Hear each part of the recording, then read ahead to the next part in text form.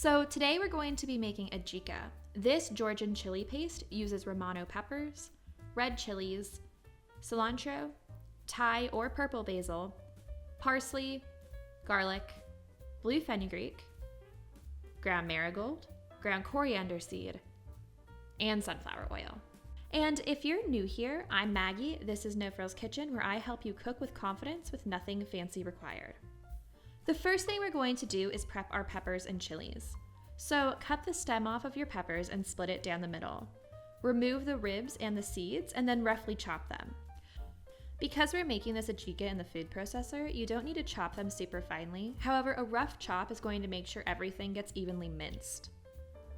Next, prep your chilies. Depending on how spicy you want the paste, you can opt to either remove all of the seeds and ribs, some of them, or leave them all in there. These chilies are pretty spicy, so I'm removing about half of the seeds from the chilies. If you're sensitive to heat, keep in mind that the majority of a chili's heat is actually in the ribs, so make sure to remove them along with the seeds. And roughly chop the chilies like you did the peppers. Now all you need to do is roughly chop your garlic. No need to do anything too much, as the food processor will do most of the work.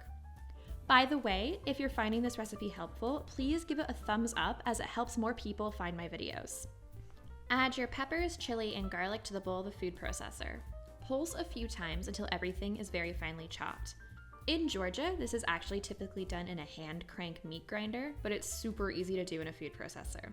If you don't have one, you can also make this in a mortar and pestle, or simply very finely chop everything with a knife, but this will require a lot of patience and good knife skills. Once the peppers are finely minced, add the herbs to the bowl of the food processor. I recommend using purple basil in this, but I had to use Thai basil here because that's all I could find. The flavor is similar, I just don't recommend using Genovese basil, as the flavor isn't quite what you're looking for. Pulse the mixture a few times just until the herbs are chopped up and well combined. Now add about a tablespoon of salt. Adjika is typically really salty, and this helps keep it preserved for some time. Next, add the blue fenugreek, ground marigold powder, and ground coriander seed. If you can't find any of these spices, they're all available online. I wouldn't omit any of these, as the flavor is kind of essential to adjika, especially the fenugreek. Blitz a few more times just to incorporate the spices and salt. Then, with the machine running, slowly stream in some sunflower oil.